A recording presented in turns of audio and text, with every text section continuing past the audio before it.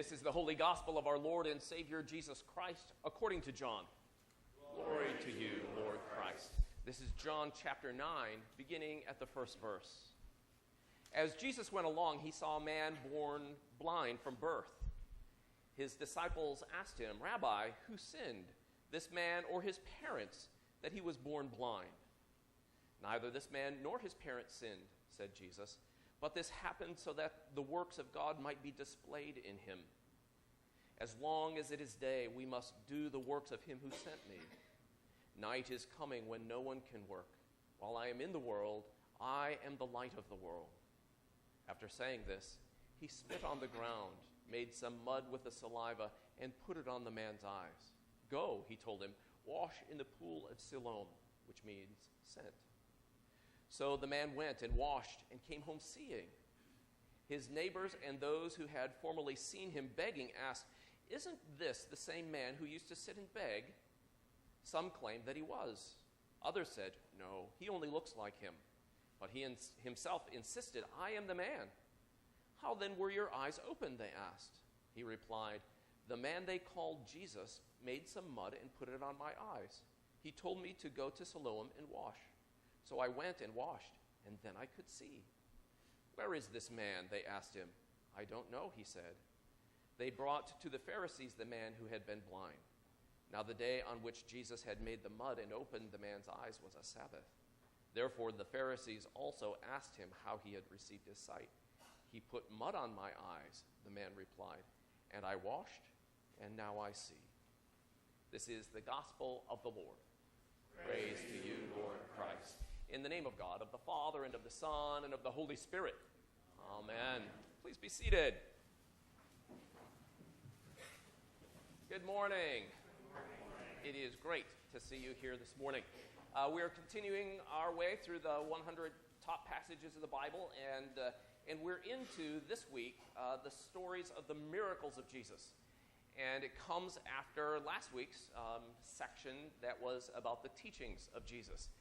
And so it is important for us to be able to look at what it is that Jesus found himself doing, what he did as part of his ministry, to be able to understand kind of how it relates to us. So, as I said last week, there was this sense of Jesus that he was coming as the one who had been prophesied, as the Messiah who was sent for the salvation of the world. There was this sense that Jesus had that was his calling. And he was inaugurating, bringing in this new kingdom, the kingdom of God, the kingdom of heaven, that was to stand in marked contrast to the kingdom of this world. And so one of the things that he did as part of his ministry was he taught. So he taught that. So we looked last week at the Sermon on the Mount, the very beginning of it, in the Beatitudes.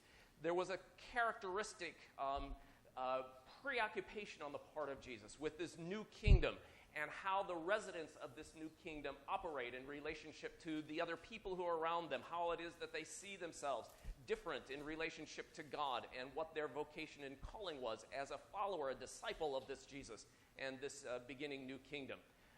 There were other things that Jesus did as a part of his ministry. He confronted evil.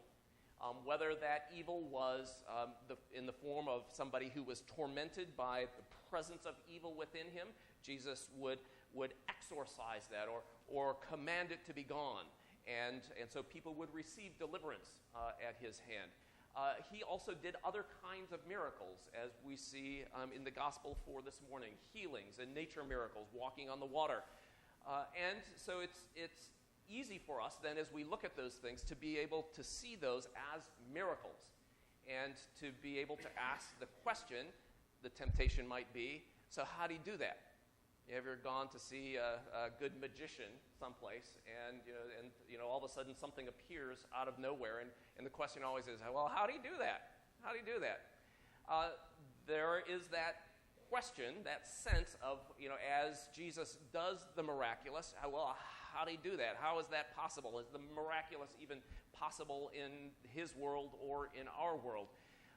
But it's important for us to be able to see that this presence of the miraculous was for Jesus, and scholars universally agree about Jesus and his own sense of his ministry, that the miracles that he did was an important part of the ministry. They weren't kind of a sideshow, but they were an important part of the moving of this new kingdom.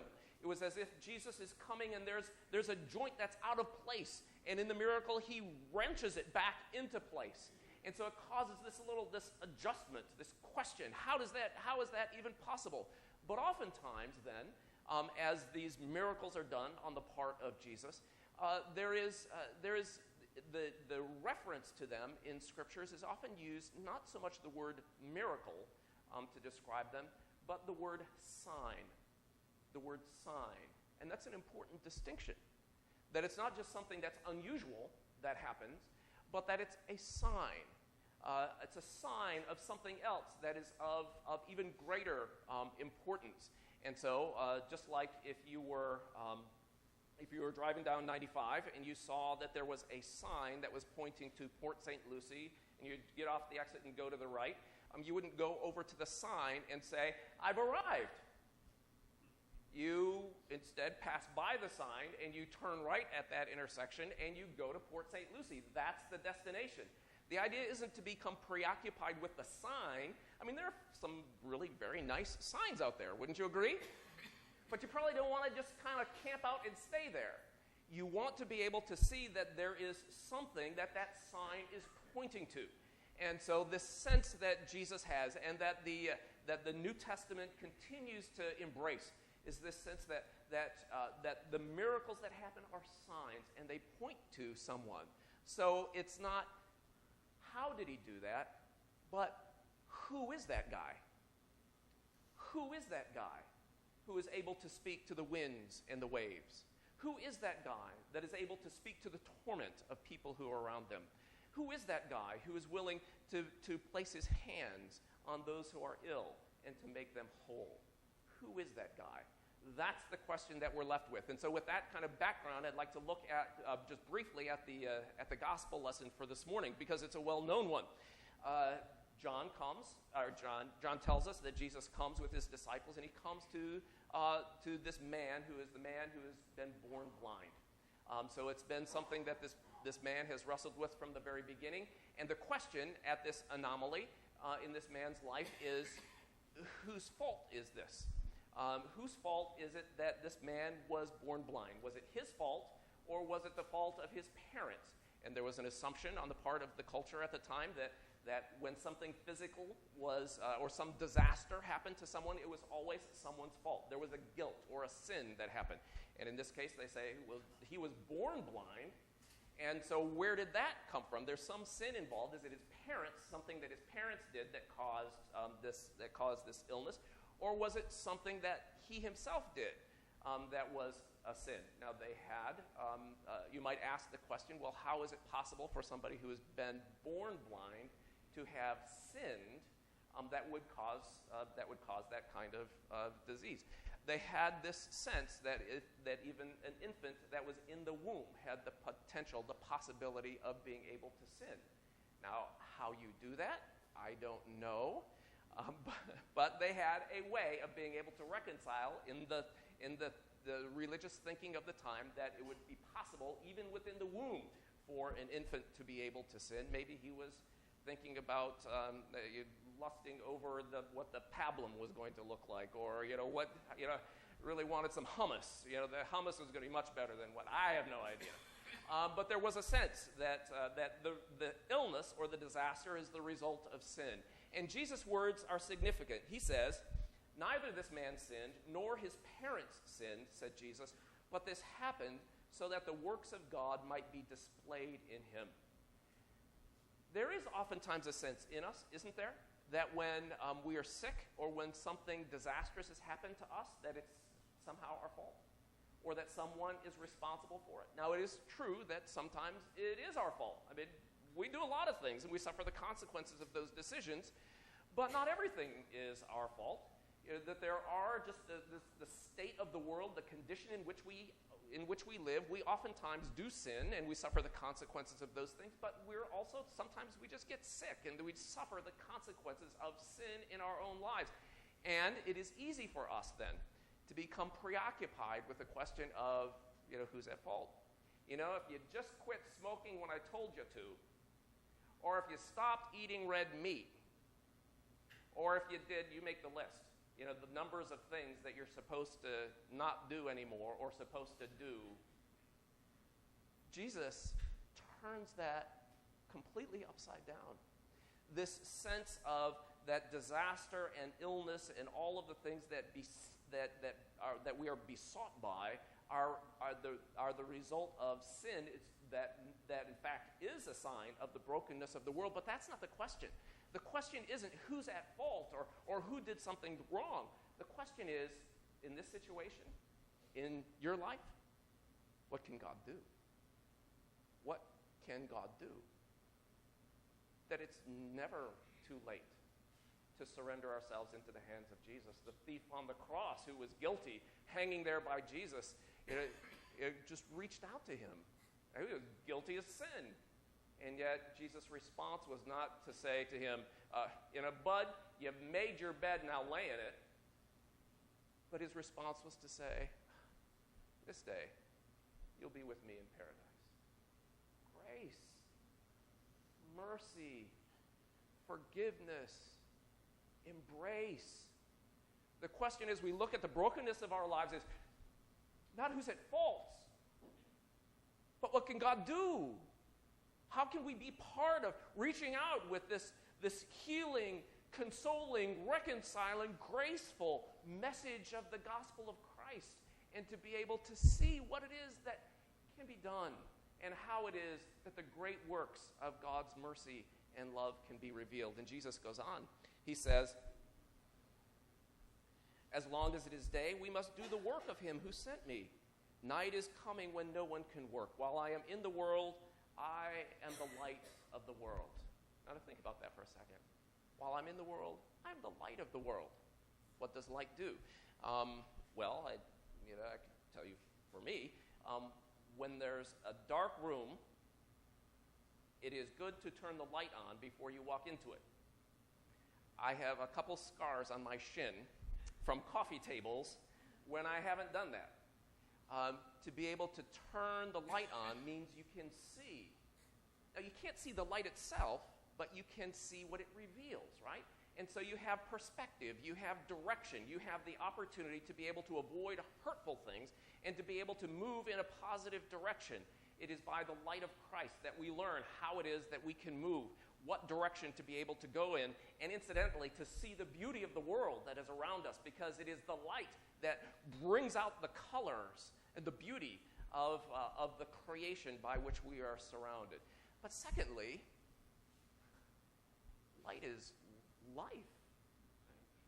Have you ever had that done when you remember in elementary school or some school days when you just take a plant and stick it in a dark room and shut it there?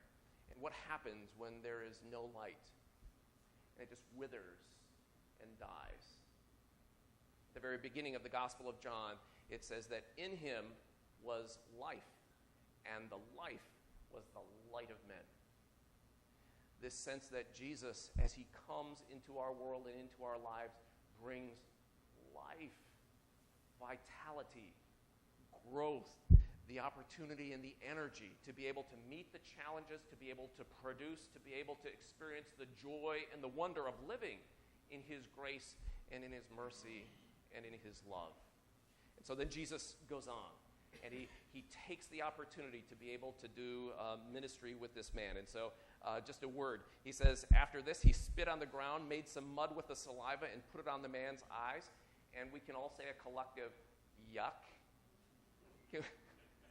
Is that, so oftentimes that's kind of a gross thing as we look at this. How would you do that? It begins to look like some kind of magical incantation or something. But that's not the case. Anybody who was a medicinal person or anybody who was involved in the healing arts during Jesus' time would have done exactly the same thing. We just don't read about it.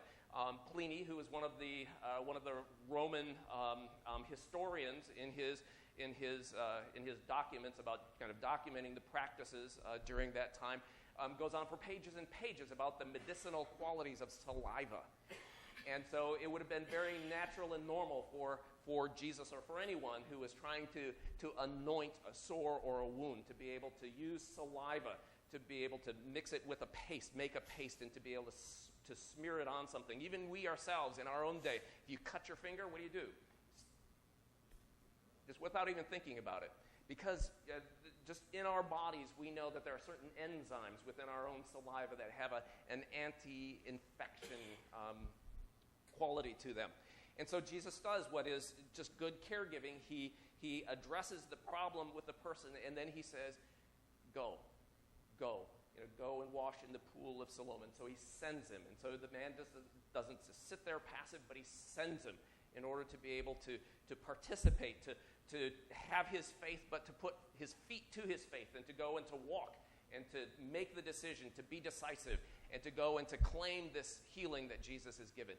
And he receives his healing. It would be one thing if that was just a singular story, but the Gospels are filled with stories of healing. They're filled with stories of how it is that God has touched the people of the community, that part of what it means to be part of the kingdom of God and the body of Christ means to be able to see Christ work in our lives, to do things that continue to bring us healing and sustenance and grace and forgiveness, all of the things that are so important for us. And that hasn't somehow continued because the New Testament ended. It continues always through the history of the church, the opportunity to be able to see people receive healing and grace and mercy in their own lives. It was last fall that I kind of initiated, we did together, this project that's called God's Answers. We talked about the fact that oftentimes within the church that we'll submit prayer requests on cards and send them in to be praying for something, but oftentimes we don't hear the rest of the story. What is it that God did on the other end? Did anything ever happen in response to the prayer request? And so now at this point, there are about 30-some responses, stories, things that people talk about how it is that God has responded, has moved in their lives. And some of them are just very simple. Some of them are one-liners. Some have names. Most have names, but many don't. So just a couple. So these were from this past January. Thank you, God, for answering work-related problems. Amen. Prayer can move mountains, this person says. Thank you for a negative pathology report. And that's from the McLaughlins. There are some things that are just very simple and very concise, but this sense of praying and then asking God, what is it that you, God, would do in my life in response to the things that I've experienced? There are things like work-related problems that are talked about. There are health-related problems. There are testimonies of God's of conversion and how it is that God has changed somebody's life. One person at the end of his experience, he talks about, he says, my partner at work likewise told me one morning, he says, when you wake up in the morning and stare in the mirror, you only really need to ask one question: which God shall I serve today? And this is in the aftermath of his conversion experience. And he says, the answer to my searching allowed me to see and to receive the Holy Spirit, and it changed my life forever. So this sense of God's moving in the hearts and the lives of people, touching heart, mind, soul, and body, and bringing the presence of the kingdom into the experience of people. And then experiences, as you might imagine, of healing, where there are physical ways in which people have experienced the touch of God's mercy and his love. There's one that I'll take the time. And the Shaftos aren't here at this service. They normally come to the next service, but they shared it. This was back in January. And so this is the story of their grandson. In late August, they write, in late August, our great-grandson was bitten by a mosquito and couldn't breathe. He was put in the pediatrics ward for 3 days with a high fever and swelling of the brain from a viral infection. And then he was transferred to the ICU, where he remained on guarded watch for 7 days. His temperature rose to 104.5 degrees, and he screamed for several days and nights in pain. Can you imagine? my daughter called me and said that nothing was working to help his condition. I called Father Todd and Father Cause here at the church, and they said that they would start praying right away. The following day, he made a miraculous turn for the better. His temperature dropped and his pain ceased. The nurses had previously said that nothing that they were doing was working. He continued to improve until the sparkle in his eyes came back, and he spoke a word or two, smiled as his brain began to function, and his memory returned. We thank God every day for his precious life and for the community of St. Mary's and our prayers for them, Bill and Audrey Shacko. And what makes it especially special is the picture of this great-grandson who is there still in the hospital, but clearly recovering. Sweet. So I don't have time to share with you the numbers of stories and the numbers of things that are here, but I hope there will be more. I hope that you will think about and pray about the things that God has done and is doing as a result of your prayers and your desire, your willingness to kind of put your heart out there and to cry to the Lord and to see where it is, how it is that God is working in your life. As I said to someone who's experienced a healing recently, I said, God has given you a tremendous gift. Now write the thank you card. Tell people about it. Let us know about it. Our hope is that we will be able to collect these together at some point and publish them. So it would be maybe the spring or in the fall to collect them together. Volume 1, God's Answers. To be able to see how is it that God works, and to be able to encourage one another that the Bible is not just a book that has a cover and all of a sudden everything just kind of ended in the pages of history. The Bible tells us about how it is that God continues to work and how Jesus is alive and well in the church. So as we continue to see God work, we continue to see signs of his presence, it leads us to continue not just to simply hold on to these particular miracles or the particular things that God has done, but to see them as signs. To see them as signs. And to know that the true question is not, how do you do that? The true question is, who is that guy? And how can I learn more about him and love him and serve him?